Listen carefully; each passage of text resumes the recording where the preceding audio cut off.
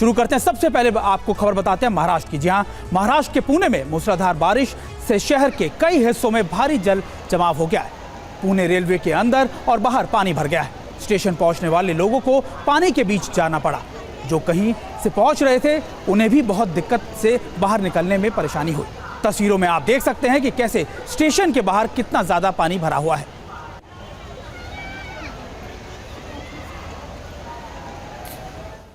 और देखिए पुणे की एक और तस्वीर आपको दिखाते हैं। सड़कों पर पानी का बहाव इतना तेज था कि एक बाइक सवार को अपनी बाइक बचाने के लिए काफी देर तक जूझना पड़ गया, मशक्कत करनी पड़ी है। देखिए कई लोग इस बाइक को खींचते हुए नजर आ रहे। 4 लोग मिलकर इस बहती हुई बाइक को बचाने की कोशिश करते नजर आए, लेकिन तेज बहाव में बाइक को बहने से बचा पाना बड़ी चुनौती साबित हो रहा था। बड़ी मुश्किल के बाद लोगों ने इस बाइक को बहने से बचाया। ये देखिए तस्वीरें, ऐसा लग रहा है कि मानो नदी में बहुत तेज कोई सैलाब बह रहा है। यह हाल हो गया पुणे की सड़कों का। तो ये तस्वीर इस वक्त आपको दिखा रहे हैं पुणे शहर की, जहां पर भारी बारिश के बाद और कई घंटों की बारिश के बाद आप देखिए क्या हाल हो गया। सड़कों पर सैलाब बहता हुआ नजर आ रहे। एक बाइक जो कि बह रही थी, किसी तरह से इस बाइक को बहने से बचाया गया है। बेहद ही भयावह ये तस्वीरें।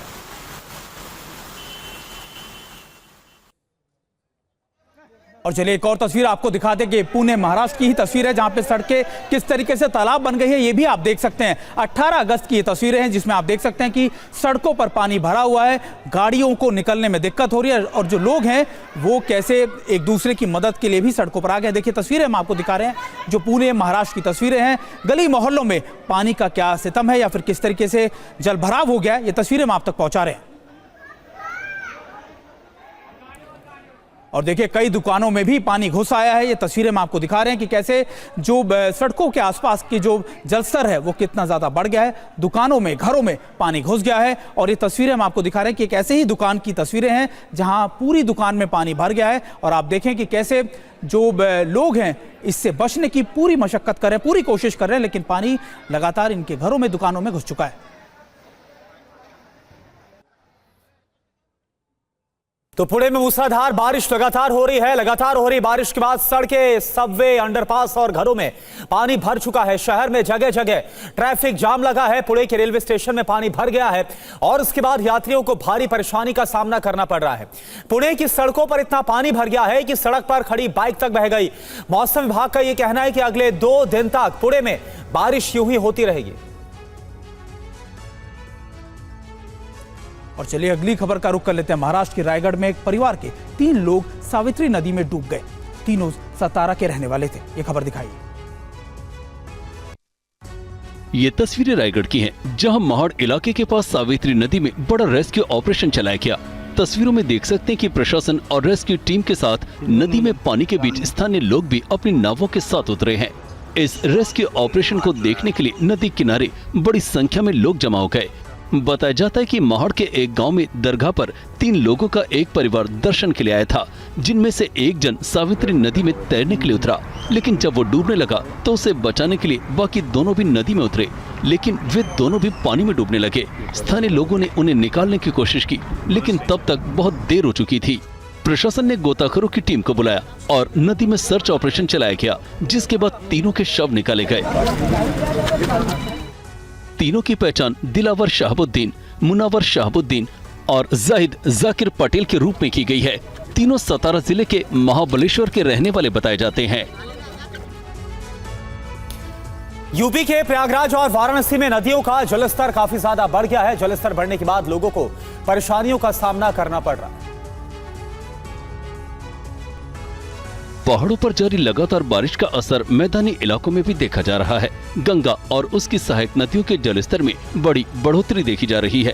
प्रयागराज में गंगा और यमुना नदी में जलस्तर फिर से बढ़ने से तटवर्ती क्षेत्रों में बाढ़ का खतरा सताने लगा है। पिछले 24 घंटे के दौरान गंगा और यमुना जलस्तर 29 और 21 सेंटीमीटर बढ़ गया है। जलस्तर बढ़ने से नदियों का पानी फिर लेटे हनुमान जी के पास तक पहुँच गया है। पानी बढ़ने से लोगों को परेशानियों का सामना करना पड़ रहा है। वाराणसी में भी गंगा नदी का जलस्तर पिछले काफी समय से बढ़ा हुआ है। जलस्तर बढ़ने से घाट पानी में डूबे हुए हैं। बाढ़ का पानी निचले इलाकों तक पहुंचने लगा है, जिसकी वजह से प्रशासन अलर्ट है। दशाश्वमेध घाट पर रोजाना होने वाली विश्व प्रसिद्ध गंगा आरती का भी स्थान बदला हुआ है। आरती मंच के पूरी तरह पानी में डूबा होने के चलते गंगा आरती दशाश्वमेध घाट के बजाय छत पर की जा रही है। बढ़ते जलस्तर को देखते हुए क्रूज का संचालन रोक दिया गया है। नावों का परिचालन पहले से ही बंद है। और चलिए अगली खबर कनाडा से है। कनाडा में कुदरत ने एक ऐसा कहर बरपाया है कि कई इलाकों में हाल बेहाल हो गया। जोरदार बारिश से कनाडा में भारी तबाही हुई है। देखिए रिपोर्ट। तस्वीरें किसी नदी या नहर की नहीं बल्कि कनाडा के ओंटारियो शहर की हैं, जहां रिहायशी इलाकों में पानी घुसा हुआ है। पूरे शहर में लबालब पानी भरा हुआ है। सड़कों पर सैलाब है। टोरंटो के ओंटारियो में भारी बारिश के बाद पूरे शहर में मुश्किलों का सैलाब आ गया। कुछ घंटों की बारिश के बाद ओंटारियो के एक बड़े हिस्से पर कब्जा कर लिया। सड़कों पर पानी भर गया। गलियां तालाब बन गई। पार्किंग में खड़ी गाड़ियां पानी में डूब गई। कई कार सैलाब में बह गई। डाउनटाउन टोरंटो के आमतौर पर चहल पहल वाले रेस्तरां अंधेरे में डूब गए। ट्रैफिक लाइटें बंद होने के कारण शहर की सड़कों पर कारें और डिलीवरी ट्रक पीछे की ओर चले गए। टोरंटो में बाढ़ जैसे हालात के बाद शहर के मुख्य राजमार्गों पर गाड़ियां और चालक फंसे दिखे। कनेक्टिकट के साउथबरी प्लाजा में बाढ़ के दौरान प्रोस्टेटिंग पैर वाला एक शख्स और उसका डॉगी पानी से बीचों बीच कार में फंस गए। वहां मौजूद एक शख्स ने दोनों को डूबने से बचाया और सुरक्षित स्थान पर पहुंचाया। और देखिए, बात करते हैं वायनाड की। केरल के वायनाड लैंडस्लाइड की सीसीटीवी फुटेज सामने आई है। ये वीडियो उस समय का है जब लैंडस्लाइड हुआ था। वीडियो में भूस्खलन का खौफनाक मंजर देखा जा सकता है और इसमें पानी तेजी से घरों में घुसता हुआ नजर आ रहा है। बेहद ये भयावह वीडियो 30 जुलाई का आप देख पा रहे हैं, जो कि आप सीसीटीवी फुटेज आप देख पा रहे हैं। इस हादसे में 250 से ज्यादा लोगों की मौत हो गई थी। बड़ी संख्या में लोग लापता हो गए।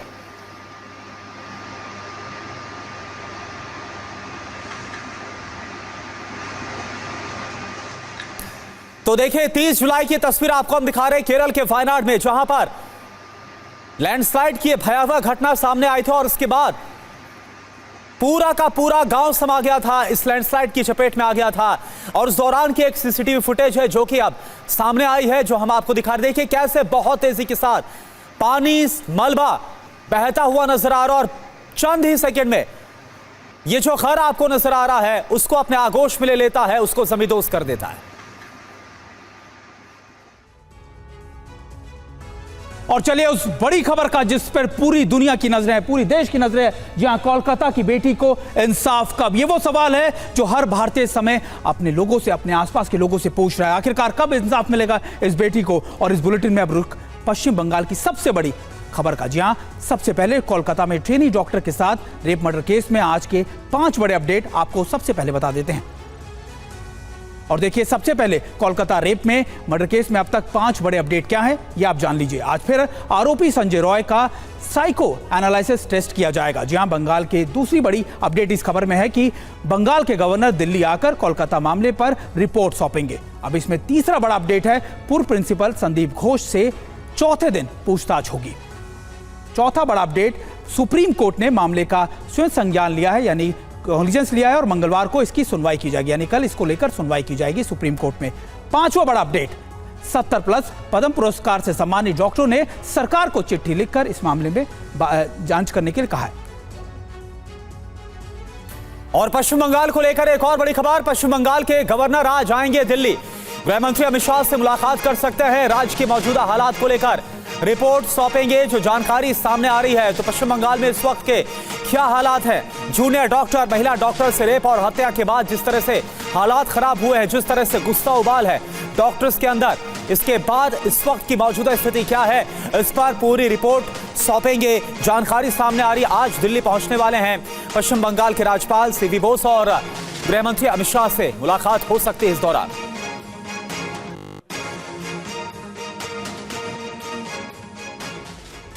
और देखिए, कोलकाता रेप मर्डर केस मामले में सीबीआई ने कल घटनास्थल की 3D मैपिंग की है और कॉलेज के पूर्व प्रिंसिपल संदीप घोष से सीबीआई ने करीबन 10 घंटे तक पूछताछ की।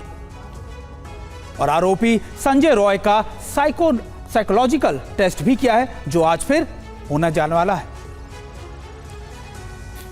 कोलकाता पुलिस ने दरअसल मेडिकल कॉलेज के पास धारा 163 को लागू कर दिया और इसके बाद कॉलेज के पास धरना प्रदर्शन पर रोक लग गई है। इन सब के बीच पश्चिम बंगाल के गवर्नर आज दिल्ली आ रहे हैं। सोर्सेस के मुताबिक गृह मंत्री अमित शाह से मुलाकात के लिए राजभवन ने समय भी मांगा है। राज्यपाल गृह मंत्री को राज्य के मौजूदा हालात को लेकर अपनी विस्तृत जो रिपोर्ट है वो सौंप सकते हैं। कोलकाता में बीजेपी महिला मोर्चा आज एक बार फिर से सड़कों पर उतरेगी, प्रदर्शन करेगी। जो जानकारी इस वक्त सामने आ रही है, कुमार कुंदन इस वक्त हमारे साथ जुड़े हैं पूरी जानकारी के साथ। कुमार, एक तरफ आज नजर रहेगी जो मुलाकात की खबरें हैं, सीवी आनंद बोस पश्चिम बंगाल के गवर्नर जो दिल्ली आ रहे हैं और अमित शाह से मुलाकात हो सकती है, रिपोर्ट में क्या होगा इस पर सबकी नजर। और इन सब के बीच आज फिर से जो बीजेपी महिला मोर्चा है वो सड़कों पर उतरकर प्रोटेस्ट करने वाली है, क्या जानकारी?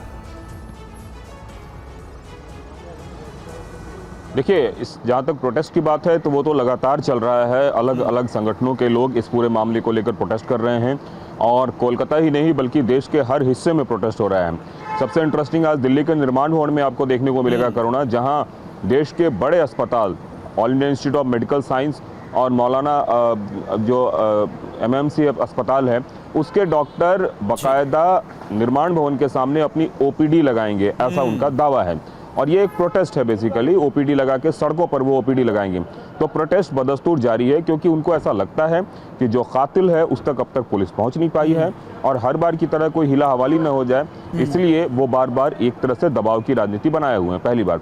दूसरी बात, जहां तक पॉलिटिकल बात है तो उसमें यह है कि आज महामहिम राज्यपाल पहुंच रहे हैं दिल्ली और दिल्ली पहुंचकर वो केंद्रीय गृह मंत्री अमित शाह को इस पूरे मामले में रिपोर्ट देंगे। मामला इतना सेंसिटिव हो गया था, इसका अंदाजा आप इसी से लगा सकते हैं कि केंद्रीय गृह मंत्रालय ने राज्यों से 2 घंटे पर लॉ एंड ऑर्डर सिचुएशन की रिपोर्ट देने को कहा था और खास करके बंगाल में सिचुएशन और भी ज़्यादा खराब था, जिसकी बानगी आपने 14 और 15 अगस्त की रात को देखी थी, जब कई सारे लोग घुस के और अस्पताल में तोड़फोड़ की घटनाएं की थी। और इसी तरीके से आंदोलन कहीं कोई उग्र रूप न ले ले तो इसको लेकर केंद्रीय गृह मंत्रालय ने सभी राज्यों को सचेत भी किया था। तो आज जो रिपोर्ट अपनी सौंपेंगे उसमें यह बताएंगे कि कब, क्या, कैसे और क्या हुआ है और इस पूरे मामले की प्रगति क्या है। इसके साथ साथ केंद्रीय स्वास्थ्य मंत्रालय को भी यह बताएंगे कि स्वास्थ्य व्यवस्था इसके बाद किस तरह से चरमराई है और उसका कितना विपरीत प्रभाव पड़ रहा है पश्चिम बंगाल में। और इन सब के साथ CBI जो है वो अपनी जांच के दायरे को आगे बढ़ाते हुए आज फिर से प्रिंसिपल से पूछताछ कर रही है, आज फिर से साइकोमेट्रिक टेस्ट हो रहा है और भी कुछ ऐसे कैरेक्टर्स हैं जिसको CBI इस पूरे मामले में शक के निगाह से देख रही है, उसको आज उन्होंने पूछताछ के लिए बुलाया है। करुणा, बिल्कुल बिल्कुल, देखिए आपका बहुत बहुत शुक्रिया कुंदन हमें बता रहे थे कि किस तरीके से लगातार इस मुलाकात के क्या पहलू हैं, ना सिर्फ लॉ एंड ऑर्डर को लेकर बल्कि स्वास्थ्य सुविधाओं को लेकर किस तरीके से वो अपनी रिपोर्ट में बताएंगे। स्वास्थ्य मंत्रालय से बातचीत होगी और CBI की क्या स्टेटस रिपोर्ट है, किस तरीके की अभी तक इन्वेस्टिगेशन की गई है। रेप केस में कल सुप्रीम कोर्ट में सुनवाई की जाएगी। जी हां, CJI DY चंद्रचूड़ की बेंच कल इस मामले पर सुनवाई करेगी। कोलकाता रेप केस में सुप्रीम कोर्ट ने खुद इसमें संज्ञान लिया है और अब कल इस मामले में एक बड़ी सुनवाई होगी जिसमें खुद चीफ जस्टिस मौजूद रहेंगे। कोलकाता में आरजीकर अस्पताल में महिला डॉक्टर के साथ रेप की घटना से देश आहत है। कई स्वास्थ्य संगठन आंदोलन पर हैं। CBI दिन रात जांच में जुटी है। इस बीच देश की सर्वोच्च अदालत ने भी इस मामले पर खुद सुनवाई करने जा रही है, जिसके लिए कल यानी मंगलवार की तारीख तय की है। ये खबर घटना के विरोध में इंडियन मेडिकल एसोसिएशन की तरफ से 24 घंटे की राष्ट्रव्यापी हड़ताल के एक दिन बाद आई। खबर है कि CJI DY Chandrachud, justice JB पार्थिवाला और जस्टिस मनोज मिश्रा की बेंच इस मामले पर सुनवाई करेगी। जानकारी के अनुसार ये केस ट्रेनी डॉक्टर के रेप एंड मर्डर केस के टाइटल से सुप्रीम कोर्ट ने सुनवाई के लिए केस को लिस्ट किया है। मुकदमों की सूची में ये केस 66वें स्थान पर है। इसमें विशेष उल्लेख है कि पीठ इस केस को प्राथमिकता के आधार पर सुनेगी। इस बीच पश्चिम बंगाल के गवर्नर आज दिल्ली आ रहे हैं। सूत्रों के अनुसार उन्होंने गृह मंत्री अमित शाह से मुलाकात के लिए राजभवन में समय मांगा है। राज्यपाल गृह मंत्री को राज्य की मौजूदा परिस्थिति को लेकर अपनी रिपोर्ट सौंप सकते हैं। कोलकाता के आरजीकर मेडिकल हॉस्पिटल में जूनियर डॉक्टर की हत्या के बाद देश भर के डॉक्टर्स में उबाल है, नाराजगी है। पद्म पुरस्कारों से सम्मानित डॉक्टर्स ने मामले को लेकर PM को खत भी लिखा है। पद्म पुरस्कार से सम्मानित देश के 70 से ज्यादा डॉक्टरों ने PM मोदी को पत्र लिखकर स्वास्थ्य कर्मियों और डॉक्टरों की सुरक्षा के लिए अलग कानून बनाने की मांग की है। खत में डॉक्टरों ने सुझाव दिया कि स्वास्थ्य कर्मियों के खिलाफ मौखिक या शारीरिक हिंसा करने वालों के खिलाफ कठोर से कठोर कार्रवाई की जाए, इसके लिए भी अध्यादेश लाया जाए। पत्र में पद्म पुरस्कार विजेताओं ने चिंताजनक स्थिति से निपटने के लिए प्रधानमंत्री मोदी से तत्काल और व्यक्तिगत रूप से दखल देने की मांग की है। We request the Prime Minister to bring a law to protect the healthcare workers, and a decisive action should be taken so that such kind of incidences do not happen in future. चिट्ठी लिखने वाले डॉक्टरों में ICMR के पूर्व महानिदेशक doctor Balram Bhargava, AIIMS Delhi के पूर्व निदेशक डॉक्टर रणदीप गुलेरिया और institute of liver and biliary sciences के निदेशक डॉक्टर SK सरीन सहित कई मशहूर डॉक्टर शामिल हैं। और वहीं कोलकाता कांड की सीबीआई की जांच अब भी जारी है। रेप केस के विरोध में सॉल्ट लेक स्टेडियम के बाहर प्रदर्शन कर रहे फुटबॉल समर्थकों पर पुलिस ने लाठीचार्ज किया, जिसमें कई लोग घायल हो गए। ये रिपोर्ट आपको दिखाते हैं। आरजीकर हॉस्पिटल के पूर्व प्रिंसिपल संदीप घोष से सीबीआई की पूछताछ तीसरे दिन भी हुई। 10 घंटे से ज्यादा समय तक सीबीआई ने पूछताछ की। अब चौथे दिन भी पूछताछ जारी रहेगी। सीबीआई की जांच में अस्पताल से जुड़ी अहम लीड्स हाथ लगी है। यही वजह है कि सीबीआई पूर्व प्रिंसिपल से लगातार सवाल जवाब कर रही है। इस केस में घटना के मुख्य आरोपी संजय रॉय का रविवार को साइकोमेट्रिक टेस्ट किया गया। खबर है कि आज फिर से संजय रॉय को साइकोमेट्रिक टेस्ट के लिए बुलाया गया है। लगभग 5 घंटे तक आरजेकर अस्पताल में सीबीआई की टीम ने पूरी तफ्तीश की। इसके पहले सीबीआई ने ऊपर जो 4th फ्लोर है वहाँ की भी मैपिंग की थी, उसके अलावा नीचे के फ्लोर्स की भी की थी, लेकिन आउटर पेरिफेरल में आज पूरा 3D स्कैनर से मैपिंग किया गया है। सीबीआई की टीम ने हालांकि अब तक की जांच के बारे में कोई जानकारी नहीं दी है। सीबीआई की फॉरेंसिक टीम ने कल एक बार फिर आरजीकर हॉस्पिटल में जांच की और स्पॉट पर 3 घंटों तक 3D लेजर मैपिंग की। सीबीआई की कई टीमें एक साथ जांच में जुटी हैं। इधर कोलकाता रेप कांड के पीड़ित अभिभावकों ने कोलकाता पुलिस पर सहयोग नहीं करने और मामले को दबाने का आरोप लगाया। आरोप यह है कि पुलिस ने पोस्टमार्टम कराकर शव के अंतिम संस्कार में भी काफी जल्दबाजी की है। একটু ভালো কাজ করেনি, এমনকি এখন আমাদের সিএম যাতে প্রতিবাদটা বন্ধ করার চেষ্টা করছেন। আমার মনে হচ্ছে আজকে 144 ধারা জারি করে দিয়েছেন এখানে, যাতে মানুষ প্রতিবাদ করতে না পারে। এইভাবে আশাই তো বাঁচবো, আমার তো সবই চলে গেছে, কিছুই হারানোর নেই, সব হারিয়ে ফেলেছি। আমরা সদ্য সন্তান হারা বাবা মা, আমাদের সমস্ত বিশ্ববাসী এবং রাজ্যবাসী, দেশবাসী আর বিশ্ববাসীকে এই আবেদন জানাচ্ছি, তারা যেভাবে আমাদের পাশে দাঁড়িয়েছে তাতে আমাদের অন্তরের কৃতজ্ঞতা জানাই এবং আমার মেয়ের দোষীদের শাস্তি না হওয়া পর্যন্ত তারা যেন সবসময় আমাদের পাশে থাকে এই আবেদন জানাতে চাই। আর কোনো মা যেন আমার মতো সন্তান হারা না হয়। এরকম ভাবে একটা মেয়েকে মানুষ করে আজকে যেন হারিয়ে না ফেলতে হয়। 62 বছর ধরে যেটা করেছি এরকম ভাবে যেন কাউকে এরকম জলে ভাসিয়ে দিয়ে দিতে হয়।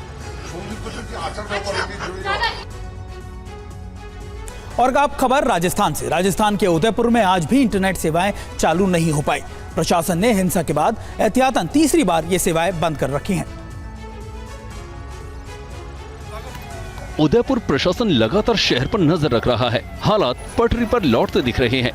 दुकानें खुलनी शुरू हो गई हैं। प्रशासन का कहना है कि किसी को आने जाने पर पाबंदी नहीं है। हालांकि 2 गुटों के बीच हिंसा के बाद आज चौथे दिन भी मोबाइल इंटरनेट सेवाएं ठप हैं। पूरे शहर में आप देखोगे पूरी मार्केट खुली हुई है, काफ़ी भारी संख्या में पर्यटक भी हैं।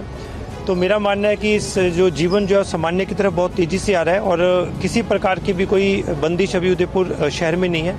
सिर्फ प्रिकॉशनरी तौर पे जो है वो आपके नेट बंदी की गई है। शुक्रवार को एक छात्र को चाकू मारने की घटना के बाद हिंसा भड़की थी।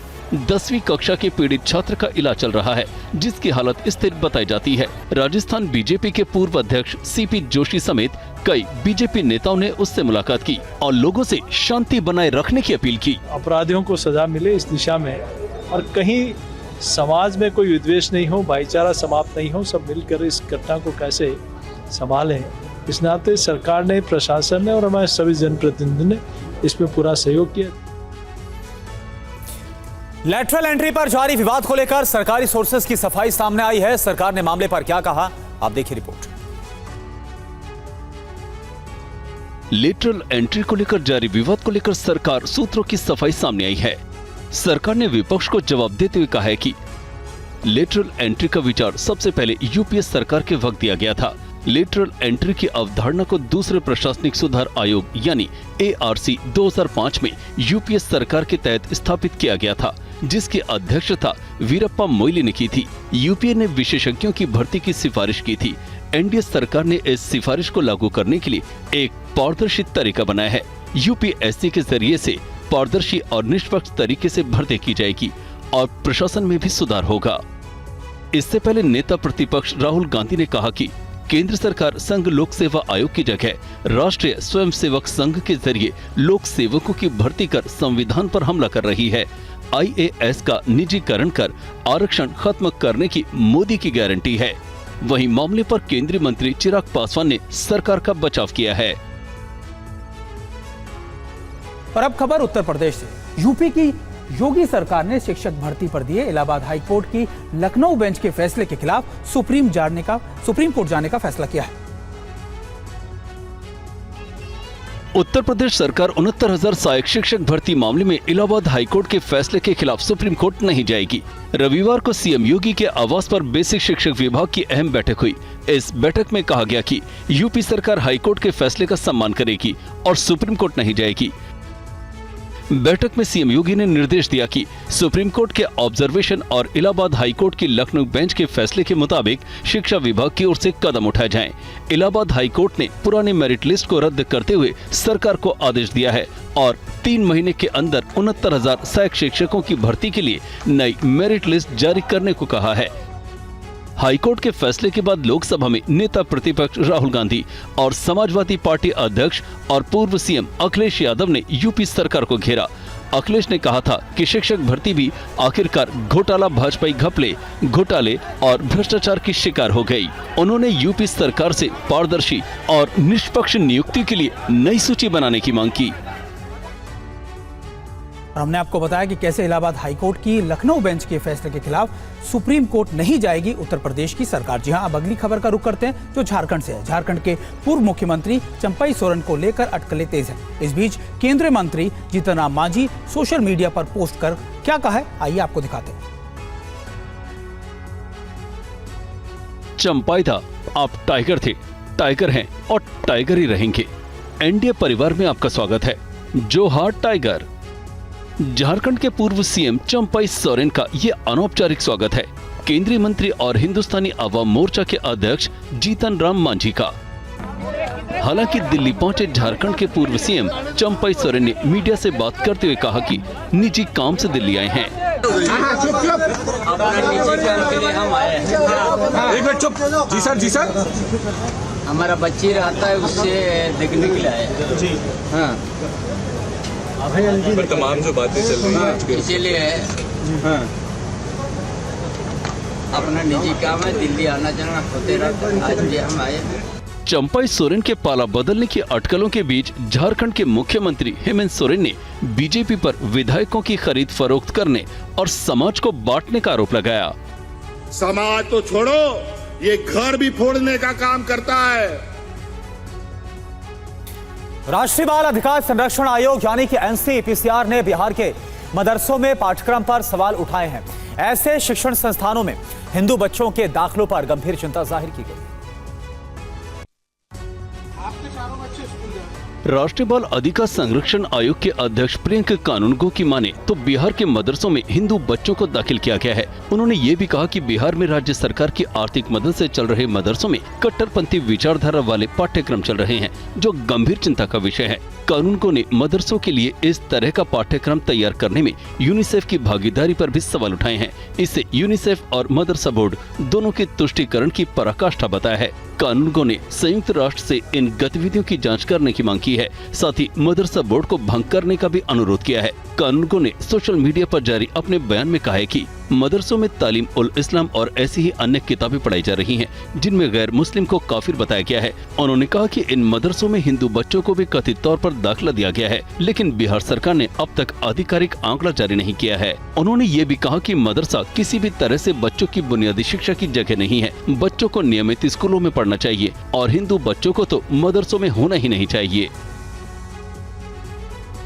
और अब खबर बिहार से। मुजफ्फरपुर दलित लड़की हत्याकांड के बाद जुलूस निकाल रहे लोगों पर पुलिस ने लाठीचार्ज किया। प्रदर्शन के दौरान पुलिस पर हमला करने के आरोप में 17 लोगों को गिरफ्तार भी कर लिया गया।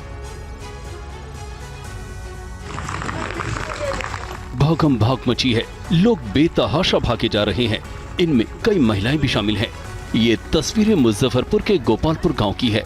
बताया जाता है कि ये हालात पुलिस के लाठीचार्ज के बाद पैदा हुए। पुलिस का कहना है कि ये लोग एक दलित नाबालिग लड़की से रेप के बाद प्रदर्शन कर रहे थे। हजारों भीम आर्मी के कार्यकर्ताओं ने सरैया थाना क्षेत्र के मानिकपुर चौक को जाम कर दिया, पुलिस के खिलाफ नारेबाजी की। इसके बाद कार्यकर्ता पारू थाना क्षेत्र के गोपालपुर गांव पहुंच गए और मुख्य आरोपी संजय यादव के घर के साथ ही करीब 1 दर्जन घरों में तोड़फोड़ की। इस दौरान एक बाइक को भी चकनाचूर कर दिया। बताया जाता है कि पुलिस ने लोगों से कानून हाथ में नहीं लेने की अपील की, लेकिन लोग नहीं माने, जिसके बाद पुलिस ने लाठीचार्ज करना शुरू कर दिया। खबर है कि हंगामे के लिए लोगों को उकसाने के आरोप में एक शख्स को पुलिस ने गिरफ्तार किया है, जिस पर कई आपराधिक मामले दर्ज बताए जाते हैं। रेप की घटना के 7 दिन बाद भी इलाके में स्थिति तनावपूर्ण बनी हुई है। बिहार के सुपौल में बीएमपी के 200 ट्रेनी जवान फूड पॉइजनिंग का शिकार हो गए। बीमार जवानों का वीरपुर अनुमंडल अस्पताल में इलाज चल रहा है। वीरपुर अनुमंडल का ये सरकारी अस्पताल है, यहाँ भी बेड खाली नहीं है। अस्पताल के बिस्तरों पर इलाज करा रहे ये लोग बीएमपी के ट्रेनी जवान हैं। कई जवानों को स्लाइन चढ़ाई जा रही है। पूरे अस्पताल में अफरा तफरी का माहौल है। बताया जाता है कि भीमनगर में बिहार विशेष सशस्त्र पुलिस की 12वीं और 15वीं बटालियन में ट्रेनिंग के लिए ये जवान पहुंचे हैं। पूरे बिहार से यहाँ करीब 400 जवान ट्रेनिंग कर रहे हैं। बताया जा रहा है कि रविवार की दोपहर ट्रेनिंग जवानों ने खाना खाया। देर शाम से अचानक सभी की तबीयत बिगड़ने लगी। सुबह में तो हम लोग नाश्ता वास्ता किए थे, उस समय उतना सिम्टम नहीं था, लेकिन शाम में जो है कि छाती में जलन होने लगा और कंठ जो है कि दर्द करने लगा। रात करीब 11 बजे तक लगभग 250 जवान अनुमंडल अस्पताल वीरपुर पहुंचाए गए। खबर के बाद वीरपुर एसडीएम समेत कई वरीय पदाधिकारी भी अस्पताल पहुंचे और हालत का जायजा लिया। बताया जाता है कि खाने की जांच की गई तो सल्फास की एक पोटली मिली। और अगली खबर दिल्ली से। दिल्ली के अशोक विहार थाना इलाके में दिल दहलाने देने वाली मामला एक सामने आया है, जहां पर एक 7 साल के बच्चे का शव नाले से बरामद किया गया। राजधानी दिल्ली के अशोक विहार इलाके में इस परिवार का हंसता खेलता बच्चा नहीं रहा। इस घर का 7 साल का मासूम नाले में गिरने की वजह से मौत का शिकार हो गया। परिवार वालों के मुताबिक रविवार की सुबह तकरीबन 7 बजे के आसपास 7 साल का प्रिंस लापता हो गया था। परिवार वालों ने उसकी तलाश की, नहीं मिलने पर पुलिस को खबर की गई। रात को तकरीबन 9:30 बजे के आसपास प्रिंस के शव को इस नाले से बाहर निकाला गया और लगातार पुलिस इस मामले में जुटी हुई है जांच करने में। आसपास ढूंढने की काफ़ी कोशिश की, जब नहीं मिला तो पुलिस को भी मामले की जानकारी दी गई और परिवार वालों को जब किसी ने बताया कि नाले में तलाश किया जाए तो यहाँ पर जब परिवार वालों ने देखा तो उसका शव यहाँ पे मौजूद था। परिवार का आरोप है कि नाला ढका हुआ नहीं था, जिसकी वजह से ये हादसा हुआ। अगर नाला ढका होता तो आज प्रिंस इस दुनिया में होता। परिजनों ने विभाग के खिलाफ कार्रवाई की मांग की है। ये नाला ऐसे ही खुला रहता है, नहीं बंद करते, वो कूड़ा निकाल के चले जाते हैं। हम बोलते बंद कर दो, लेकिन ये सुनते नहीं है। और अब खबर राजस्थान से। राजस्थान के चूरू में एक सरकारी अस्पताल के इमरजेंसी वार्ड के इंचार्ज पर ट्रेनी नर्स ने छेड़छाड़ का आरोप लगाया, जिसके चलते उसने जहर खा लिया। चूरू में एक ट्रेनी नर्स ने इमरजेंसी वार्ड के मेल इंचार्ज पर जाति सूचक गाली देकर परेशान करने के साथ छेड़छाड़ करने का आरोप लगाया है, जिसके चलते ट्रेनी नर्स ने जहरीला पदार्थ खा लिया। उसके परिजनों ने उसे गंभीर हालत में आईसीयू में भर्ती करवाया, जहां उसका इलाज चल रहा है।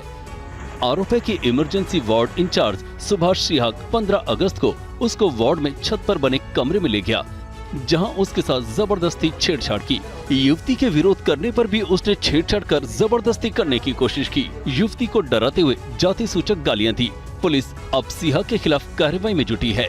एक नर्सिंग स्टाफ की तरह दूसरे एक अन्य जो मेल नर्सिंग स्टाफ है उसके खिलाफ 354 SC/ST का मुकदमा दर्ज कराया।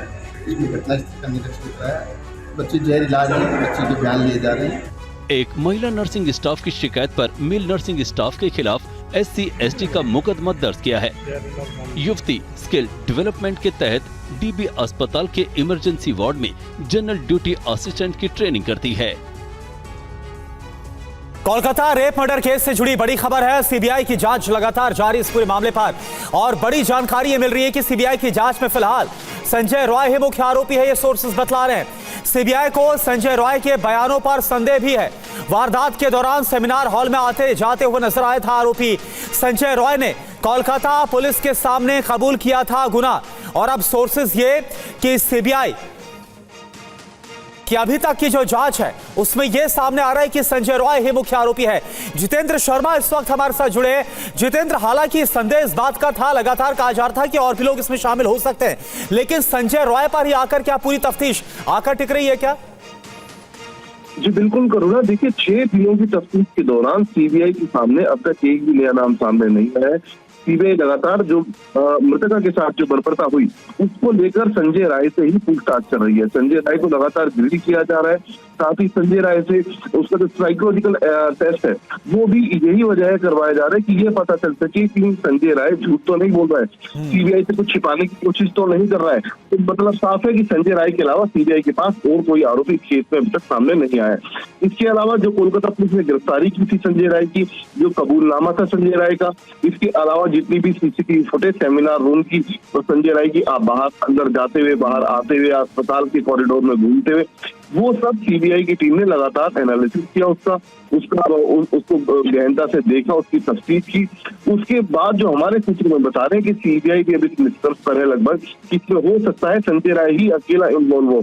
लेकिन फिर सवाल ये खड़ा होता है क्या अकेला एक इंसान इस तरीके की बर्बरता कर सकता है? तो वो शक जो है सीबीआई का, उसे दूर करने के लिए साइकोलॉजिकल एनालिसिस जो टेस्ट होता है वो फिलहाल संजय रॉय का सीबीआई की टीम के द्वारा, सीएफएसएल के द्वारा करवाया जा रहा है। जी शुक्रिया आपका इस पूरी जानकारी के लिए, क्योंकि संदेह भी है इसलिए साइको एनालिसिस जो टेस्ट है वो भी संजय रॉय का किया जा रहा है सीबीआई की तरफ से। चलिए अगली खबर का रुख कर लेते हैं। पुणे में हिंदू सकल समाज समिति ने बांग्लादेश में हिंदुओं के खिलाफ जारी हिंसा को लेकर प्रदर्शन किया और उनकी सुरक्षा की मांग भी की। पुणे की तस्वीरें हैं जहां सकल हिंदू समाज समिति के लोगों ने जोरदार प्रदर्शन किया, बांग्लादेश में हिंदुओं की सुरक्षा और आत्मसम्मान की रक्षा की मांग की। पिंपरी चिंचवाड़ में हिंदू गर्जना मोर्चा समेत कई संगठन भी इस प्रदर्शन में शामिल हुए। वीडियो में देख सकते हैं जहां तक आपकी नजर जाएगी, लोग हाथों में भगवा झंडा और हिंदू प्रतीक चिन्हों के साथ मार्च में शामिल हुए।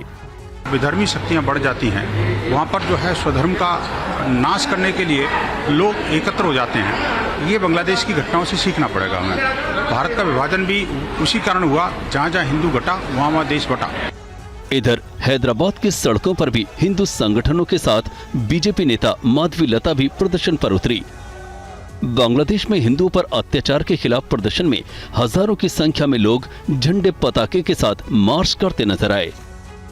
देश में भी अगर किसी ने हिम्मत किया हिंदू पे हाथ रखने के लिए, वो हाथ कट जाएगा। आज हम सब भारत के हिंदू ठहरेंगे अपने बांग्लादेश के हिंदू भाई और बहनों के लिए। जय बोलो भारत माता की।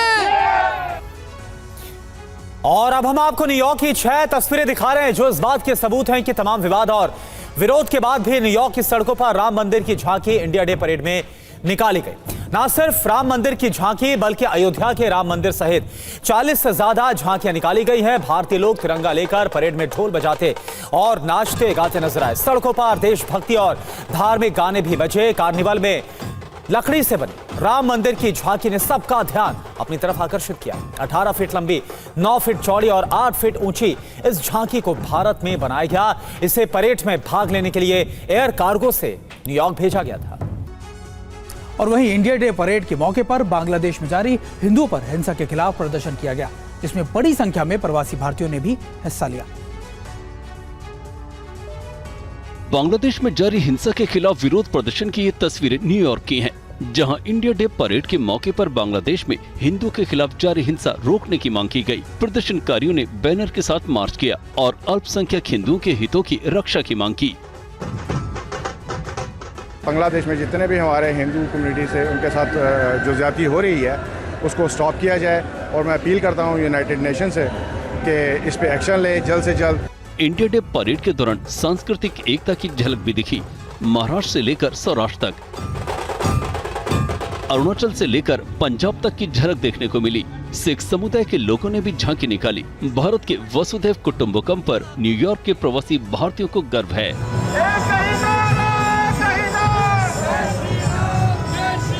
Feels different because in America there's a lot of like different people now here all the Indians are together, so it feels different. India's independence, it also celebrates our spirit of unity, people coming together to celebrate all that India stands.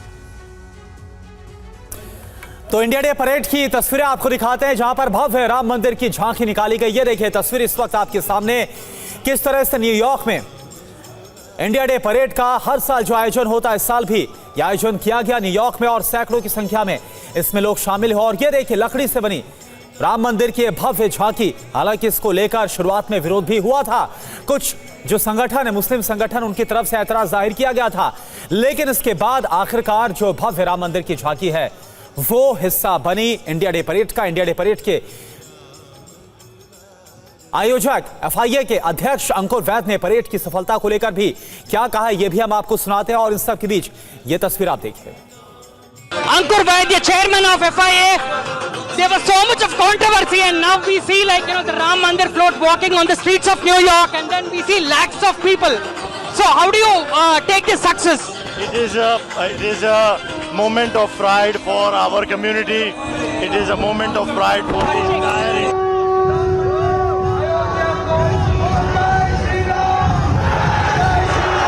I'm thankful to all religions, all faiths for showing unity. We embrace diversity. We are all one. Let us enjoy the celebration. और आपने ये अद्भुत तस्वीरें देखी, लेकिन अब बड़ी खबर का रुख कर लेते हैं। प्रधानमंत्री मोदी ने रक्षाबंधन की शुभकामनाएं दी हैं देशवासियों को। राखी, उन्होंने कहा कि राखी सबके जीवन में मिठास लाए और ये भी कहा है कि पावन पर्व सुख, समृद्धि, सौभाग्य लेकर आए। ये भी प्रधानमंत्री मोदी ने कहा है।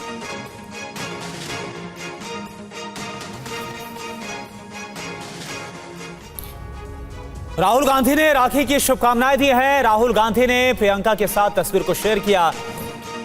तस्वीर आपको दिखाते हैं, आज रक्षाबंधन का त्यौहार, और ये देखिए ये तस्वीर शेयर की है राहुल गांधी ने बहन प्रियंका गांधी के साथ, और साथ ही साथ राखी की देशवासियों को शुभकामनाएं भी दी हैं।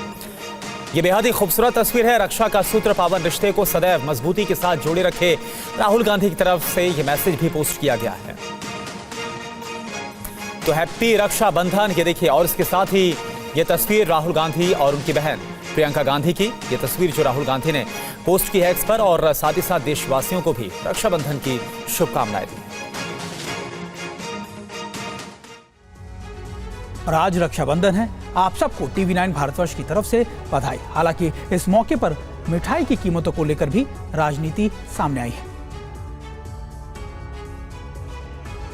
बाजारों में मिठाई की लंबी चौड़ी रेंज है, अपनी अपनी पसंद, अपना अपना टेस्ट, जिन्हें जो चाहिए ले रहे हैं। बहुत सारी नई नई फ्लेवर वेराइटी हम लोगों ने निकाला हुआ है, तो उसको दाम भी 480 से अभी 1300 तक है। रक्षाबंधन के मौके पर महंगाई को लेकर कांग्रेस ने तंज कसा है। कांग्रेस प्रवक्ता सुप्रिया श्रीनेत ने अपने पोस्ट में कहा है कि त्योहार के दिन कुछ मीठा हो जाए, और उसके नीचे कांग्रेस और बीजेपी के शासनकाल में बड़ी मिठाइयों के दाम की लिस्ट जारी की है। लिस्ट में देख सकते हैं कि कांग्रेस ने 2013 और 2024 के दौरान बढ़ी हुई मिठाइयों की कीमत बताई है। अब ये पूरी लिस्ट देखिए। गुलाब जामुन 160 रुपए किलो से बढ़कर 300 रुपए किलो, बर्फी 243 रुपए किलो की जगह 600 रुपए किलो, मोतीचूर के लड्डू 250 रुपए से बढ़कर 630 रुपए किलो, और सोन पापड़ी 160 रुपए किलो से बढ़कर 410 रुपए किलो हो गई है। महाराष्ट्र के नासिक में गहरी खाई में गिरा दूध का टैंकर। खाई में दूध का टैंकर गिरने से 5 लोगों की मौत, 4 गंभीर तौर पर जख्मी।